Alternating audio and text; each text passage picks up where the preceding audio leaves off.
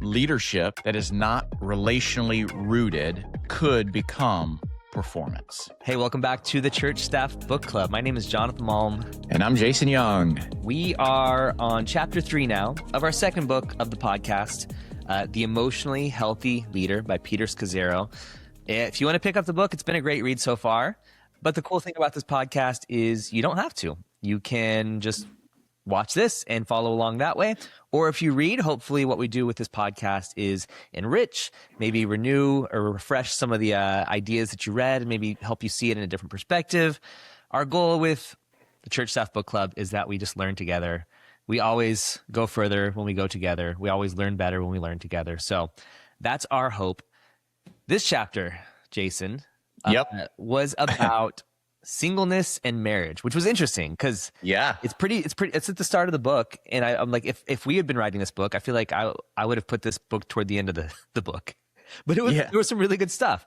What did you get most out of this? I mean, this is your second time reading this book, but what do you feel like you got out of this chapter the most? Well, I told you before we got on today that there's not a lot, if anything, that I remember.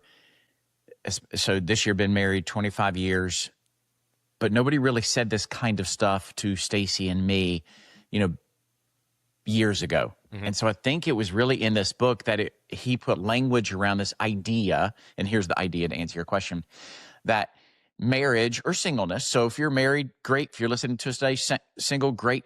But marriage or singleness, it's not separate from leadership. And so when we look at it from like God's perspective, think about it this way, that out of your singleness or out of your marriage is an opportunity to showcase, if you will, God to the world. So his kindness and his love and things like that. But the biggest idea I never really thought about, and I know you're thinking, you may be listening and watching and you're like, Jason, that's obviously, how do you not? I don't know, maybe I'm slow. But it's this idea that leadership and your marriage and singleness are separate. That's how it's like it's secondary to leadership and they operate independently of one another. And I think I did a lot of that, unfortunately. And so this was a great chapter just to remind me of how not to do that to become an emotionally healthy leader.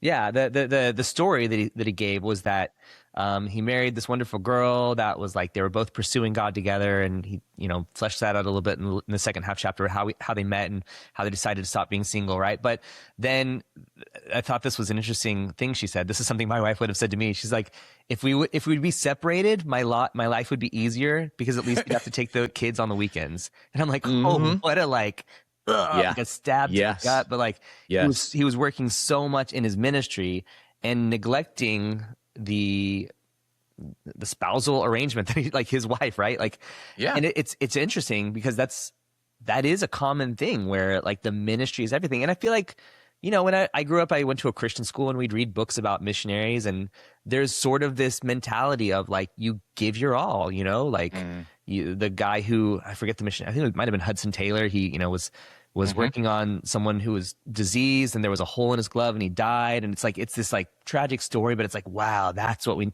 need to die for the cause of Christ in ministry. We need to, reach the unreached people group and then get speared through, as I'm leaving the plane, right? Like those are all the stories I grew up reading where just like that we pour out our life on the altar of ministry. Mm-hmm. And that can then bleed into, okay, yeah, I committed to my wife. I committed to this marriage arrangement, but it's secondary to the altar of ministry. Yeah. And he kind of challenges that notion, which is interesting. That's right. I mean, there is this reality of like, there's this reality of like the wife typically, because it's typically a male that's a pastor, and it's changing, but the wife is almost the appendage of the leader, and they just kind of go along with it. I remember one pastor that I went to a church, his wife was a doctor, and he was the pastor. And he went to a conference one day, and he's like, and they were like, that's not going to work. Like they just told him, like, your wife can't be a doctor and be a pastor's wife. Like they were like, that can't happen. And it was so interesting seeing him navigate that. Yeah, it could happen. It's not the traditional teaching, like you said, on marriage, but it's really a healthy approach that like, no, your relationship. And this was what was kind of challenging, again, growing up with what I grew up with, that your marriage is first. intimacy with your wife, enjoying your wife, enjoying your kids, like intimacy in a weird way, but like, like parenting your children, and then ministry comes after. And that's not a common belief for a lot of pastors nowadays.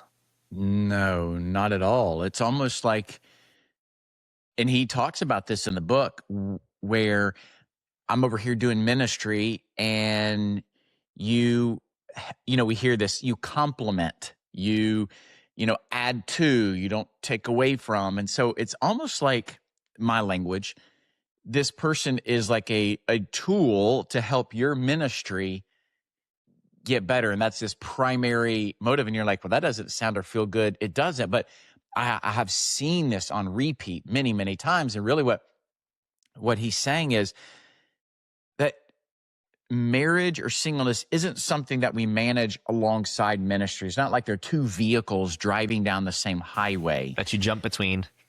Yeah. Like, and so he kind of really portrays the tension with this and answers the question, well, isn't there a better way? And I love what he talks about, that marriage and or singleness, right, is one of the primary places God forms us for leadership.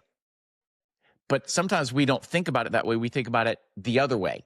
Like, ministry is what forms us for leadership. And so I love this idea that we're talking about. Let me ask you this question, Jonathan.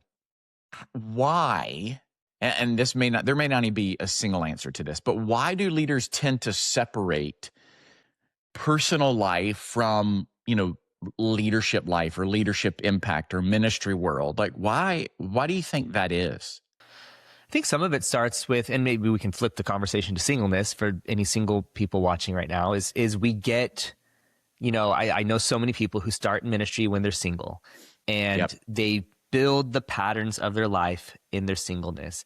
And when you're single, you can work 12-hour days. You can just live at the church, you can, work all day, go home and shower, and then go to, team night that night, right? Like, it's like that kind of reality. And then when you get married, especially if the person is not on staff, or even if the person is on staff, they have their pattern, you have your pattern, and that pattern is not going to change. Like, it doesn't feel like it should change, right? Maybe, it should change, right?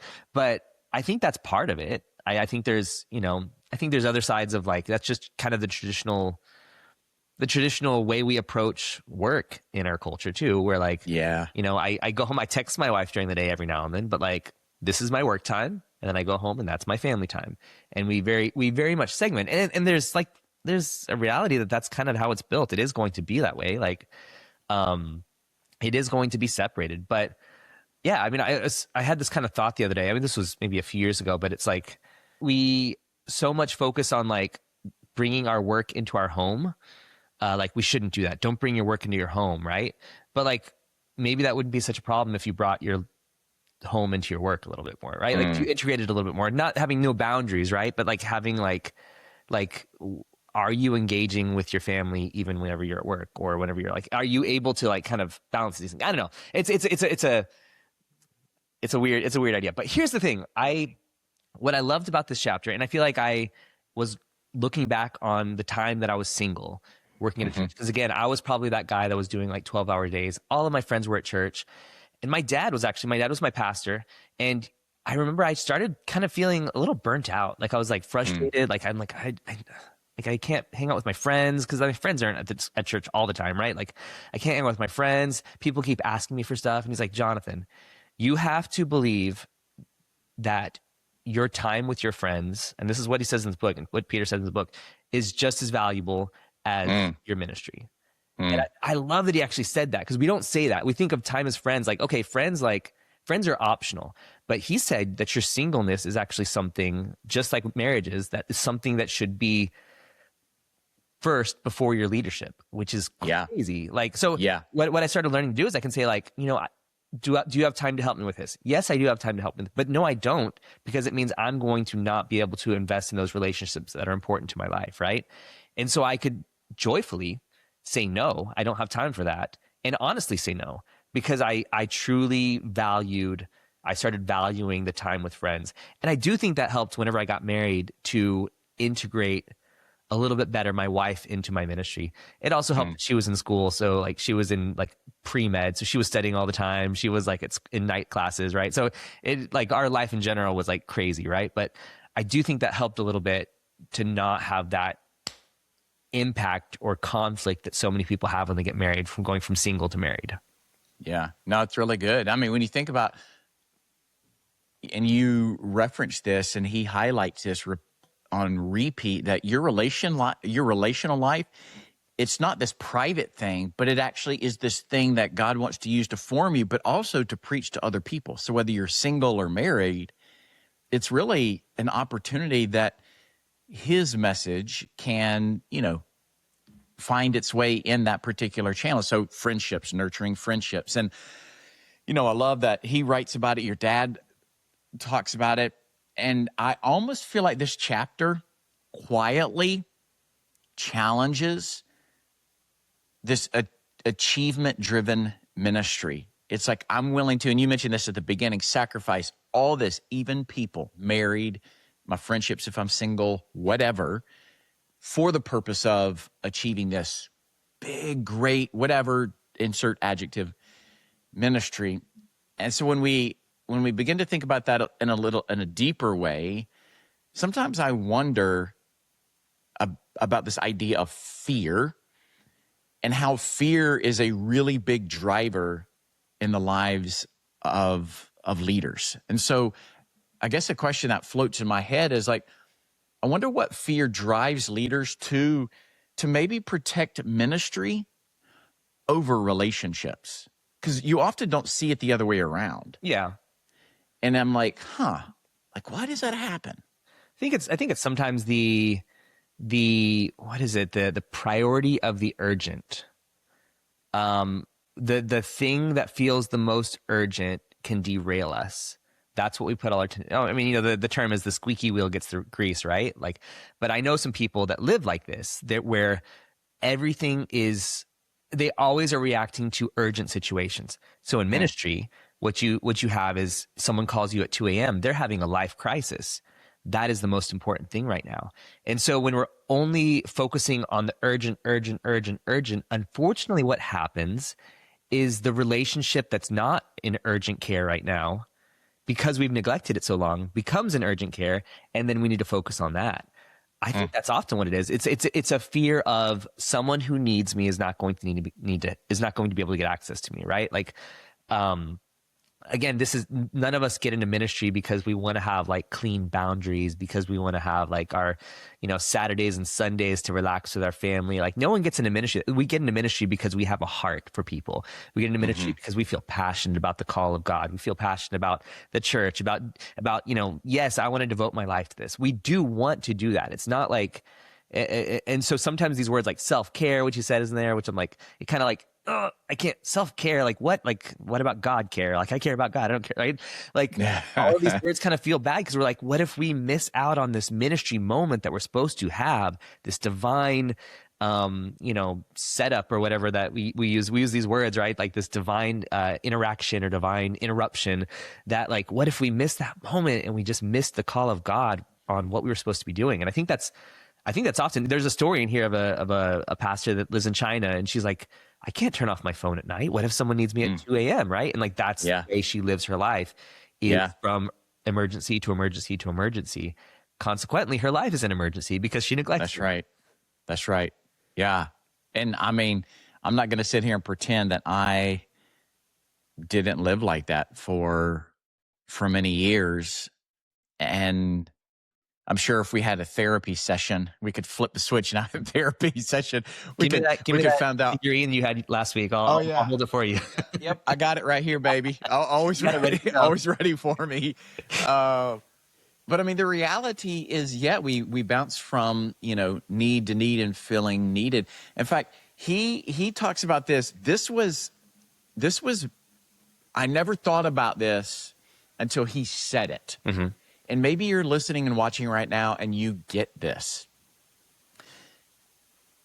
If you're married, your spouse is not primarily there for your support staff or as your support staff. If you're single, your closest friends are not primarily there for your support staff. And you're like, well, they not to support you? That's not what I'm saying. Support Or he's you, not saying, support your ministry, right? Like, yeah, it's almost like you're using them as a means to be your support staff without really prioritizing the friendship or the marriage or whatever as the ministry that he has, that God has entrusted to you. Because the reality is, if you're single, you can see, and I've heard this, singleness is like this holding pattern, yeah, right? And really it's not. It is a very specific holy calling for this season, and some seasons are longer than others, and but that can be a whole nother episode. But it's really a holy season that he wants to form, things in you, but he also wants to use it to preach to others if you're married. yeah. Same principle applies. It's a place that he wants to preach from, but he also wants to use and form us in. But those people don't serve to support something that you're achieving or building. It's actually really, really important. So, and I know we can unpack this a little bit more because he's got some components in here specifically if you're married and specifically if you're single. The single chapter, I was tempted to skip it, honestly, because I'm like, I'm married. I'm not anticipating being single, right? But what I did really love, and I should have thought about this, but I'd never really thought about it. It was that he said, in Catholic circles, in like early church up until the Protestant Reformation, honestly, it was the single people that were considered the like leaders of the church. Those are the people you were investing in. If you think about it, priests are single. Like there's this celibacy. There's this nuns, monks. There's this, if you're going to be in ministry, there's kind of this assumption of celibacy, which there's some stuff that Jesus said that kind of points to that, right? That's why the Catholic Church grabbed that. They didn't do it just because they thought it was a great idea. And then the Protestant Reformation happened. And now in Protestant churches, largely it's like, if you're single, there's something wrong with you. Whereas in the Catholic Church, singleness is something celebrated. Like that is, if you're going to minister, you need to be single. We're like, well, now if you're single, you're probably like, there's probably something wrong with you, or you're going to get in trouble, or like you shouldn't be single. But the idea is that like, man, God uses your singleness. It isn't just a holding pattern, like you said, but like there's actually beauty in it if that's the season you're in, or if that's the thing you feel like God is calling you to a lifelong celibacy. Like, I am going to be single my whole life. I hadn't really thought about that. I kind of, for me, growing up in Protestantism, I mean, Catholic traditions are like, what? Like, oh, it's so traditional. Like, it's so like man-made traditions. But like, there is precedent in Scripture that like, yeah, it is good to be single and to use that singleness for God. But again, letting that singleness be a testimony, not just a stage of life, right? Like not just like, oh, that just happens to be where I am. It doesn't reflect anything on my ministry, right? But like it actually informs the ministry. And I thought that was really interesting. I don't think of that very often. Yeah. Same. Again, we keep things separated, right? Like we're like my personal life is my personal life, and except for at 2 a.m. whenever my ministry needs to, like my ministry always invades on my personal life, not the other way around. Well, and we sometimes, so 2 comments and a question for you. Sometimes we think of singleness like life is linear. Mm-hmm. So you're born, you're growing up, you're single, you're married, you have kids. There's this aspect of linear evolution, relational evolution, if you will, and your credence, where your credibility builds as you move along in this linear pathway relationally. And what's interesting is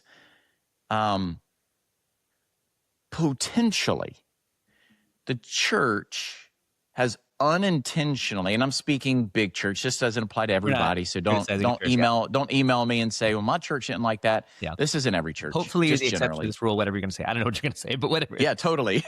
But I wonder, maybe this is not a comment, maybe it's just I'm just thinking out loud here. I wonder if the church has unintentionally isolated, marginalized, not discredit, but kind of like set aside single leaders because they don't have that marital status or that linear evolution. They still got ways to go, right? So we unintentionally kind of like, set them to the side a little bit or discredit them. And again, I don't know if that's true or not. I just sometimes wonder if there's any validity to it. I would Just a thought. say we value single leaders until they're 30, and then we set them aside because there's something wrong with you if you're, and maybe, and that Interesting. age might be different for, 35 for some churches, 25 for Yeah. some churches. And again, this is probably more in the evangelical megachurch model. You don't have to be a megachurch, but you're kind of in that model of like, we are looking to grow, we are looking to reach new people, we are slightly evangelistic rather in our approach. And so single people below 30 have all the energy, all the drive, all the excitement. But then you're like, you better get married by 30. Otherwise, there's something wrong with you and you're probably going to be started to kind of put Yeah. aside, It's almost right? like there's the shift from what can we get from you until you hit whatever that invisible line is to like, what is wrong with you? Yeah. Right. And if you're single, watching, listening right now, like, let Jonathan and I remind you, let this book remind you, let God's message remind you that singleness is not incomplete leadership. Yeah. You are complete for where God has you right now. And he wants to use wherever you are right now, single or married, but specifically talking to you single folks. It is incomplete, to preach. though, I will say, if you're doing this alone. Whenever God was talking in the garden saying it's not good that man be alone, he was talking about marriage, but he wasn't necessarily talking about marriage. We're supposed to do this in community, right? Like, and that's fair. one of the things That's that fair. Peter says. He's like, you should have companions if you're single that will walk through, especially if you're lifelong celibacy, that will walk through these things with you, which segues us into our resource for today. I love these segues, but Jason and I have launched a new coaching and community program for connections, guest services leaders. If you're involved in welcoming or getting people connected to your church, it can be a lonely road. You might be the only one who carries the burden for that at your church. Maybe every week you feel like you're drowning and you can't get above water to catch your breath because there's constantly the urgency, the emergencies that are coming up, and you're just trying to survive. We've created this group for you. Some of the high-level leaders around the country that are doing this at their churches that have maybe already solved the problem that's stumping you, that you just can't figure out. There's coaching in there. There is community shared resources, lobbylabs.co. Want you to check it out. We think it is maybe the thing that will help you feel like you're not doing this alone. But yes, it is maybe incomplete, though, if you don't have that community, if you don't have that connection. And I think, it goes back to, it's not good that man be alone. Mankind, woman, man, we should not be alone, which means maybe our spouse or those companions should be walking through this ministry with us, right? Like, again, not doing the work. I remember my dad, he was called to pastor a church that had gone through like a massive church split. I was in high school at that time. And one of the things he said to the congregation is he said, I'm your pastor, my wife is not. And he's like, I'm giving my wife permission to go to another church if she wants to. I'm giving my wife permission to not be the pastor's wife that does the women's ministry, that does the thing, that does all the things, right? Like, I'm not going to sacrifice my wife on the altar of ministry. Like, now she is yours. Do with her what you will. And I think that was the same thing. He didn't maybe say this about us, but I would say as a pastor's kid, I don't feel like I was sacrificed on the altar of ministry either. I was not under the microscope. The first time he got voted in to be pastor, and then I went to summer camp that like next week, and then I came back with blue hair. And like my dad could have been mortified, like, oh, my son embarrassed me. I'm the new pastor. What are they going to think about me? But he came back. He's like, that was an interesting choice. That's all, right? He did not care. I wasn't doing it out of rebellion. But he could have been embarrassed. He could have said like, what did you do? We're the new pastors. They're trying to respect me. But like, he did not sacrifice me on the altar of his ministry. And I'm really grateful for that. I feel like I still love the church because of that, where a lot of pastors' kids maybe don't. Yeah. I think you should bring the blue hair back for what it's worth. It was cool. They told me it was going to be temporary. And so like, I was How like, long did it last? And then I get back and it's like 2 weeks later, it's still blue. I'm like, dang it. No, I love that your dad did that. And you talked about our spouses. This makes me wonder if my spouse, or your spouse, if they interviewed us about our leadership, what would they say? Right? Because we sometimes think about leadership outside of being married. And what's interesting is that our spouses see the leader before our platforms ever do. Yeah, right? that's true. And so, sometimes we I don't know that we get it confused, or we don't see it, or we don't prioritize it. It probably varies by leader, but your marriage is given to you. It's given to me to invest in, to prioritize, to let God preach from. And I don't know if it's in this chapter or I read this somewhere else. So forgive me for not remembering where it is, but you can't fake intimacy at home and then think you can have authenticity at work. Hmm. Not And again, not necessarily sex, but like intimacy of like getting close. Yeah. Which Like, I thought it was interesting. He said that they prioritize 20 minutes every day of being naked together, like actually physically naked, not necessarily sex, but just naked. And I'm like, I have a 4-year-old, a 2-year-old, and a baby. That ain't possible for me. He was not saying you need to do this. He was saying this is the way that we've been able to do that. That's something we're prioritizing. But yes, an aside. This is one of those great moments I could see. Maybe a lot of dudes, I don't know, maybe ladies would do this too, but a lot of dudes like writing that little note down, sliding it, highlight it, and like, hey, baby. This isn't coming from me. This is coming from another godly pastor, Peter, man. He's smart. Yeah. And his wife agrees. So, baby, 20 minutes. Some of you are like, heck, I'll settle for 10. Honestly, right? 2. Yeah. Yeah, two. We'll go 30 seconds, right? Yeah. But the whole idea is thinking about something that might work for you. And listen, if you read this book, this isn't what I love about him and I love about his wife is their stories are real and raw, and they come from a place that they learned from really suffering, from failure, not from we did this right and we want to tell you about it. It was in specific, and you set up the episode talking about his wife was like, look, like, almost like I'm out, we've got to figure something out here for our relationship. And he talks through, and I know we don't have a lot of time to unpack this, but there's so much good here. He talks about these, triggers, and he talks about oneness and, limits and just all these different things. We don't have time to unpack them here, but some of you listening, you may not be in the best place. If you're single with relationships and friendships, maybe you're dating somebody or not, married, you and your spouse, you're not in a great spot. And maybe you're just navigating and struggling through some things. What's interesting is that in our marriage and in our singleness, things in our own lives surface, right? And so the closer we get to someone in a relationship, these things surface. And I think sometimes that's why in ministry world, we don't have to get so intimate. And I don't mean sexually, but, emotionally or mentally intimate. And so some of those things don't get showcased to other people.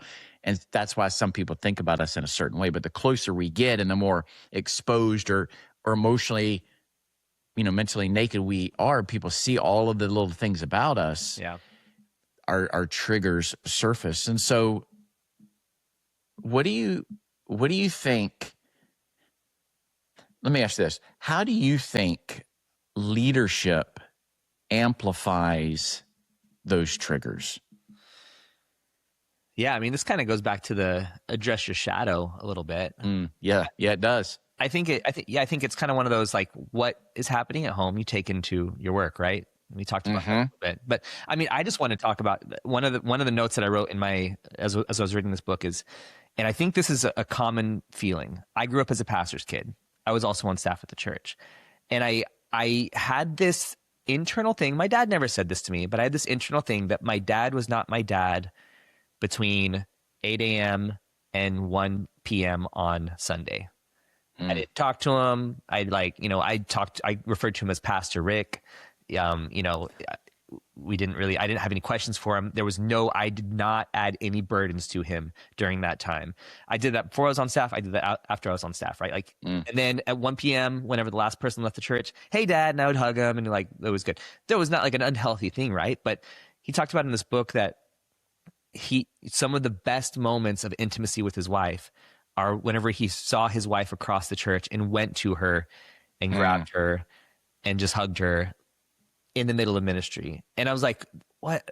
I kind of wish, like, I don't think my dad would have been against that, but I wish, I'm like, would it have been a better relationship with my dad if I just like went and grabbed him while he was talking to someone and just hugged him, and I just came into his ministry a little bit more, right? Like, and I think that's some of the things that happens, right, with church is like your wife she's doing her ministry, I'm doing my ministry, and then at 1 p.m. or whenever your last service, whenever the last person leaves the service, that's when we're now spouse again. Like, yes, she's the first lady until 1 p.m. and now she's my wife again, right?